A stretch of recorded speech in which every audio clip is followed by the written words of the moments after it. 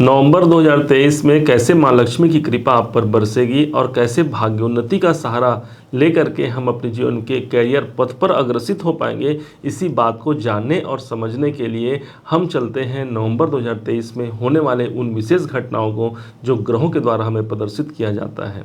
ध्यान दीजिएगा, जो आपके अपने राशि के अधिपति बनते हैं यही बनते हैं शनिदेव महाराज। कुंभ राशि के स्वामी शनिदेव हो गए और यही शनिदेव जैसे ही इसी नवंबर के महीने में 4 नवंबर का डेट आएगा, ये अपने वक्री अवस्था से मार्गीय अवस्था आ जाएंगे। इसका मतलब ये हो गया प्रॉपर रूप से आपके वो शनि देवता विराजमान हैं आपके लग्न पर। अब जब ये वक्री स्थिति से चल रहे थे पिछले 4-5 महीनों से, अप्रैल महीने से ये चल रहे हैं, तब से लेकर के अब तक इनका प्रभाव आपके 12वें भाव पर भी इनका प्रभाव रहा। 12वां घर चूंकि हमारे खर्चों का है, इसलिए खर्चे भी आपने होते हुए अपने जीवन पर देखा। 12वें घर का संबंध हमारे चिकित्सालय संबंधी व्यय का है। बहुत लोगों ने अपने या अपने रिश्तेजन के कारण हॉस्पिटल का चक्कर भी लगाया होगा इस टाइम पर।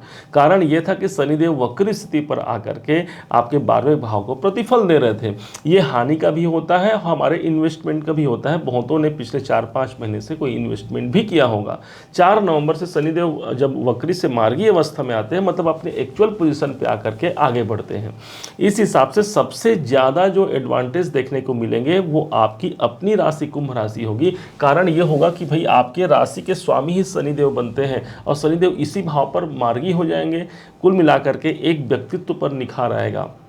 स्वास्थ्य जनित कोई परेशानियां हैं, यदि हमारे चिकित्सालय संबंधी व्यय अधिक बन गए हैं, तो ये समझिए शनि देवता वहां से मुक्ति दिलाने का एक सोर्स आपके जीवन पर ला करके खड़ा कर सकते हैं। शनि की दृष्टि पड़ रही है सीधे आपके व्यापार भाव पर, एक दृष्टि है, और एक दृष्टि है आपके सीधे आपके कैरियर भाव पर। आप चाहे व्यापार करते हैं या फिर नौकरी करते हैं, दोनों ही प्रतिपेक्ष से यह शनि का मार्गी होना आपके कैरियर में बढ़ोतरी कारक हो सकता है। इस बात को आप कभी मत भूलिएगा, क्योंकि शनि देवता आपके कर्म के कारक होते हैं और आपके अपने ग्रह हैं, आपके लगन के स्वामी, राशि के स्वामी बनते हैं। इनकी दृष्टि जब 10वें भाव पर पड़ती है, किसी कारण से यदि हमें कार्य में सफलता नहीं है या फिर जिनके पद प्रतिष्ठा में प्राप्त होनी चाहिए उनमें कोई कमी लगी हुई है, तो ये समझना है कि शनि देवता यहाँ से कार्य प्रारंभ करेंगे।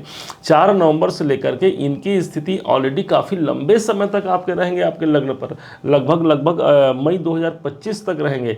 ये पूरा का पूरा जो समय होगा आपके स्वास्थ्य के दृष्टिकोण से, कैरियर के दृष्टिकोण से और व्यापारिक दृष्टिकोण से भी इसे अनुकूल माना जाएगा। बता दें आपको कि जब ये वीडियो हम बना रहे थे, उसके पहले जब इतने सारे ग्रहों का परिवर्तन देखा, तो हमने सोचा ये किसी, जैसे अभी दिवाली का महीना आने वाला है, सभी जगह पर आपने ऑफर देखे होंगे, कहीं कुछ तो कहीं कुछ, तो हमने सोचा कि ग्रहों का भी ऑफर इतने ज़्यादा मिल रहे हैं और इस ऑफर को समझ करके यदि इसके अनुसार हमने कार्य कर लिया तो हमारा भी जीवन निखर सकता है, हमारा भी जीवन परिवर्तन हो सकता है। इस कारण से यह शनि देवता आपके लिए शुभ है, इसको आपने समझा। अब दूसरे बेहतरीन प्रभाव को समझिए, जो एक चांडाल योग के प्रभाव से जो हमारा जीवन कहीं ना कहीं प्रभाव था, आपके पराक्रम भाव पर गुरु राहु के चांडाल योग का एक बुरा योग बना हुआ था। 30 अक्टूबर से राहु देवता आपके गुरु चांडाल योग को छोड़ गए, मतलब गुरु का साथ छोड़ गए और आपके द्वितीय भाव पर प्रवेश हो गए। इससे होगा क्या, इससे हुआ यह कि गुरु देवता को यहाँ पर बल प्राप्त हुआ, वो जिस भाव के स्वामी है वहाँ पर भी बलता प्राप्त हुई। ये आपके जीवन में ये लाभ, आपके इनकम, आपके लाभ के स्वामी बनते हैं। तो जरा विचार कीजिए कि जब राहु का प्रभाव था तो जितना हमें लाभ चाहिए था उस लाभ में हमने कमी देखा। मेहनत तो बहुत किया, सफलता के प्रयास के लिए जी जान लगा दिया, लेकिन सफलता है कि वो हमारे पास आने का नाम नहीं ले रहा है, क्योंकि एकादश भाव हमारे जीवन में हमारी इच्छाओं की पूर्ति का है। हमने इच्छाओं की पूर्ति को भी अपने से दूर होते हुए देखा, या जो मन में हमारी जो कामना है, कुछ भी कामना हो सकती है, उस कामनाओं का हमने दमन होते हुए देखा है इस टाइम पर। अब जब गुरु चांडाल योग का दोष समाप्त हो गया, मतलब आपके इनकम भाव के स्वामी, आपके लाभ भाव के स्वामी वो स्वच्छंद हो गए, मतलब इस समय पर आप ज़्यादा प्रयासरत रहें, क्योंकि एक हमारा जहाँ पर गुरु देवता विराजमान है वो स्थान साहस का, पराक्रम का है। तो इस समय पर लाभ प्राप्ति के लिए आप ज़्यादा प्रयास कर पाएंगे, ज़्यादा मेहनत कर पाएंगे और अपने जीवन को उन्नत बना पाएंगे। गुरु की एक दृष्टि पड़ती है, माना जाता है गुरु की दृष्टि जिस भाव पर होती है वो शुभता से परिपूर्ण होती है। इस हिसाब से 1 2 3 4 5 गुरु की जो दृष्टि पड़ती है वो सीधे आपके सप्तम भाव पर है, जो कि आपके दाम्पत्य का स्थान होता है। दाम्पत्य जीवन में यदि कोई खटास है, कोई कड़ुता है, तो ये समझ लीजिए कि गुरु देवता उस भाव को जागृति प्रदान कर रहे हैं, क्योंकि हमने बार बार इस बात को पहले भी वीडियो में कहा है कि गुरु की दृष्टि जिस भाव पर पड़ती है वो स्थान ही पवित्र हो जाता है। अर्थात गुरु का गंगा जल आपके सप्तम भाव पर पड़ रहा है, दाम्पत्य जीवन में मधुरता आएगी। अब जिन बच्चों के विवाह इत्यादि में विलंब हो रही है, बाधाओं का सामना उन्हें करना पड़ रहा है, तो ये समझना है कि अब वो समय आ गया है। इसी नवंबर महीने से लेकर के पूरे अप्रैल 2024 तक का जो समय रहेगा वैवाहिक दृष्टिकोण से अनुकूल समय रहेगा। निकल जाइए अपने लिए एक अच्छा वर ढूंढने के लिए, अपने लिए एक अच्छी कन्या ढूंढने के लिए, या फिर अपने बच्चों के लिए आप प्रयासरत रह सकते हैं। इस टाइम पर गुरु की दृष्टि यहाँ पर सप्तम भाव पर पड़ती है। अब गुरु के पास एक और दृष्टि है जिसके हिसाब से ये सीधे आपके भाग्य भाव को दृष्टि दे रहे हैं। हाँ, भाग्य के स्वामी, भाग्य के कारक माने गए हैं देवगुरु बृहस्पति को। इनकी दृष्टि जब भाग्य भाव पर आती तो ये मान सकते हैं कि हाँ, मैंने जो कर्म किया है उसके अनुरूप मुझे भाग्य की प्राप्ति होगी, अर्थात सफलता प्राप्ति होगी। अगली दृष्टि इनकी जो पड़ रही है वो सीधे आपके इनकम भाव पर पड़ रही है, आपके लाभ भाव पर पड़ रही है। बड़े भाइयों से जुड़कर, बड़े बहनों से जुड़कर आप लाभ ले सकते हैं। यदि आपका प्रोफेशन, आपका कार्य सोशल सर्कल, सामाजिक दायरे से जुड़कर के कार्य आप करते हैं, वहाँ पर आपको संपन्नता या सफलता मिल सकती है। एकादश भाव मेरी इच्छाओं की पूर्ति का, वहाँ पर भी एक ठो आपको अच्छा लाभ का अवसर दिखेगा। गुरु को हमने समझा, अब राहु को समझ लेते हैं। इसी नवंबर के महीने में 30 अक्टूबर को राहु ने अपना गोचर परिवर्तन किया और एक अगला दिन ही नवंबर का महीना प्रारंभ हो गया, अर्थात एक दिन बाद नवंबर आ गया। अब ये नवंबर भर राहु आपके पिछले 18 महीने से जो चल रहे थे, नवंबर महीने से ही अपने विशेष अस्तित्व में आएंगे। क्योंकि राहु देवता जब आपके द्वितीय भाव में आए हैं, माना कि कई प्रकार से धन से संबंधित हमें बाधाएं दे सकते हैं, परंतु हमने आपको बार बार बताया था कि राहु को यदि हमने समझ लिया, राहु को यदि हमने जान लिया, तो यही राहु बहुत कुछ निकाल करके हमें आर्थिक रूप से इतना ज़्यादा आपको मजबूत बना सकते हैं जो शायद आपने कभी सोचा भी नहीं होगा। राहु की स्थिति जब द्वितीय भाव पर होती है तब व्यक्ति इस समय पर बहुत ज़्यादा अपना मेहनत कहाँ करता है, अपने धन प्राप्ति के लिए करता है। मतलब बोलते हैं हमारा पैशन क्या है, जुनून क्या है, तो जुनून पूरे 18 महीने तक रहेगा, धन प्राप्ति की ओर आप ज़्यादा कार्य करेंगे। पूरे 18 महीने तक आप अपने परिवार, अपने कुटुंब के लिए आप ज़्यादा कार्य करेंगे, क्योंकि कुटुंब भाव पर आपका राहु का यहाँ पर प्रभाव आया है। इसी नवंबर महीने से आप मान सकते हैं।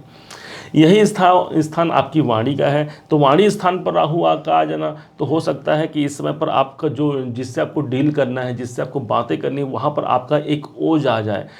राहु का प्रभाव जब द्वितीय भाव पर हो तो अपने थोड़ा सा ये ध्यान भी रखना चाहिए कि हमारी नियत तो नहीं होती किसी को बुरा कहने का, लेकिन एक समय ऐसा आ सकता है कि हमने कहना कुछ और चाहा, सामने वाले ने कुछ और समझ लिया, तो इस पर नियंत्रण रखने की भी आवश्यकता रहेगी। अब दिवाली की बात हो रही है भाई, दिवाली में वो ऑफर आपने इतना सारा देखा, इतने सारे ग्रहों का प्रभाव है। मेन ऑफर तो आपको बताना ही भूल गए, जो कि शुक्राचार्य का है। धन की अधिष्ठात्री माँ लक्ष्मी को माना गया है, उसी प्रकार से धन के कारक शुक्राचार्य जी शुक्र को माना गया है। ये शुक्र का प्रभाव आपके जीवन में ये प्रबल योग कारक ग्रहों में इनकी गिनती होती है, क्योंकि शुक्राचार्य जी महाराज आपके भाग्याधिपति बनते हैं, आपके भाग्येश बनते हैं। इनकी स्थिति जिस स्थान पर होगी, ये मानिए आपकी भाग्य भी वहीं चली गई, वहाँ आपका धन चला गया। इस हिसाब से देखा जाए तो शुक्र देवता अभी आपके सप्तम भाव पर चल रहे हैं। जैसे ही 3 नवंबर का डेट आएगा, ध्यान दीजिएगा, 3 नवंबर से लेकर के 29 नवंबर तक ये शुक्राचार्य जी महाराज आपके अष्टम भाव पर प्रभावी हो जाएंगे। भाग्य के मालिक हैं और अष्टम भाव पर हैं। अब अष्टम भाव कौन सा स्थान है, धन कहाँ से प्राप्त होगा? धन यहाँ से प्राप्त होगा जहाँ से अनअर्न मनी बोल सकते हैं, जहाँ से आपको प्राप्ति की संभावना नहीं है, लेकिन वहाँ से भी आप धन निकाल सकते हैं, क्योंकि अष्टम भाव गुप्त विद्याओं का होता है, गुप्त साधनाओं का होता है। जमीन में गड़ा हुआ धन भी हमारा अष्टम भाव होता है। पिता के द्वारा जो प्राप्त जो धन या संपत्ति होती है वो भी अष्टम भाव होता है। तो इन क्षेत्रों से आपको सफलताएँ मिल सकती हैं। ऑकल्ट साइंस में जो लोग हैं, जो गुप्त ज्ञान विज्ञान रखते हैं, तो उनके द्वारा भी उनकी सफलता की संभावना यहाँ पर शुक्रदेव बनाएंगे। हालांकि शुक्रदेव यहाँ पर नीच राशि के बनते हैं, कन्या राशि में शनिदेव उच्च के नहीं माने जाते, लेकिन दूसरी ओर ये जो राशि है ये इनके मित्र की राशि है और शुक्र और बुध का आपस में मित्रता बहुत घनिष्ठता से परिपूर्ण है, इसलिए शुक्राचार्य जी महाराज कहीं ना कहीं आपके जीवन को परिवर्तित जरूर करेंगे। अष्टम भाव जो होता है वो हमारे परिवर्तन को प्रदर्शित करता है, इसलिए यहाँ पर जाकर के अब किस भाव के स्वामी हैं, आपके भाग्य के स्वामी हैं, बैठे कहाँ हैं, परिवर्तन भाव पे, तो क्या बोलेंगे इसे, भाग्य परिवर्तन। इसके लिए आप कुछ ऐसा सोर्स बन सकता है इस 3 नवंबर से लेकर 29 नवंबर के बीच में, जहां कुछ भाग्य आपका परिवर्तनीय हो जाए या कुछ ऐसा सोर्स या संकेत मिल जाए जहां पर से आपको ये सफलता देखने को यहां पर मिल सकती है। अब विशेष तौर पर यह समझना है इसी नवंबर के महीने में बहुत से ग्रहों का प्रभाव कुछ ऐसा रहेगा, कैसा रहेगा कि इसी समय पर ठीक 10 नवंबर को धनतेरस का शुभ समय प्रारंभ होगा और ठीक 12 नवंबर को दीपावली का समय दिन होगा, उस दिन माँ लक्ष्मी की हम पूजा करेंगे। इस समय पर ग्रहों का संकेत इतना अच्छा बना हुआ है कि शायद ये मानिए कि हमारे अल्प प्रयास से भी हम कुछ ज़्यादा निकाल करके ला सकते हैं, हमारे कम मेहनत करने पर भी हमें कुछ ज़्यादा प्राप्त हो सकता है, क्योंकि ध्यान दीजिएगा गुरु देवता यहाँ पर मुक्त हो गए हैं। मेहनत का भाव कौन सा है भाई, चुनौती कहाँ से मिलेगी, तो हमें 3rd हाउस से मिलेगी जहाँ पर देव गुरु बृहस्पति हैं। ज्योतिष शास्त्र की एक मान्यता है कि यदि तीसरे घर पर यदि कोई क्रूर ग्रह बैठ जाते हैं तो बहुत सी चुनौतियां आती हैं जीवन में, लेकिन अभी आपके कौन बैठे हैं, देवगुरु बृहस्पति जो कि सौम्य ग्रह माने गए हैं। इसलिए चुनौतियां आपकी यदि पहले से हैं उस पर आप काम कर पाएंगे, उसमें आप विजय प्राप्त कर पाएंगे और नई चुनौती शायद मुझे लगता है कि प्राप्त नहीं होगी। हालांकि कोई भी डिसीजन लेने से पहले बर्थ चार्ट सबसे ज़्यादा प्रभावी होते हैं। यहाँ हमने गोचरों में देखा कि गोचर में अनुकूलता बनी हुई है, यदि आपके जन्म पत्रिका में भी कुछ ऐसे ही गोचरीय कोई ऐसे ही आपके ग्रह स्थिति बने होंगे तो निश्चय मानिए बहुत कुछ निकल करके सामने आ सकता है। दूसरी ओर जैसे ही 23 नवंबर का दिन आएगा, देव उठनी एकादशी उस दिन हो जाएगा, तुलसी विवाह का समय होगा, तो इस दिन से आपके जितने मांगलिक कार्य हैं जो अभी पिछले 4 महीने से जो बंद पड़े हुए थे वो सब निकल करके सामने आएंगे। विवाह इत्यादि हो सकता है, मांगलिक कार्य हो सकते हैं, साथ ही साथ गृह प्रवेश का काम हो सकता है, जो गृह आरंभ करते हैं उसका कार्य, उपनयन, मुंडन, बहुत से शुभ कार्य उस समय से प्रारंभ हो जाएंगे। कुल मिलाकर देखा जाए तो पूरा ये नवंबर का महीना एक विशेष शुभ परिणाम को ला करके जीवन में प्रदर्शित करेगा। ऐसा जान करके, ऐसा समझ करके आप रहिए। कारण इसका मुख्य ये भी होगा क्योंकि शनि देवता अभी तक वक्री चल रहे थे, भाई मेरे राशि के स्वामी ही वक्री चल रहे हैं और वो भी 12वें घर को दिखा रहे हैं, तो खर्चे परेशानी को यहाँ पर दिखा ही रहे हैं ना, तो कम से कम मार्गी हो जाएंगे तो हमारे जो खर्चे हैं, जो अनावश्यक से जो हानियाँ बनी हुई हैं, उसमें रिकवरी का एक टाइम आ सकता है, आप ये जान सकते हैं। अब कुछ तारीख आपको बताने जा रहे हैं जिन तारीख में आपके लिए शुभ होगा और कुछ ऐसे तारीखें भी होंगी जिन पर आपको सतर्कता रखनी होगी, तो दोनों ही तारीख को समझेंगे। सबसे पहले शुभ तारीख को समझिए, 16 नवंबर, 17 नवंबर, 21, 22, 24 और 25 तारीख आपके लिए शुभ और कल्याणकारी होने जा रहा है।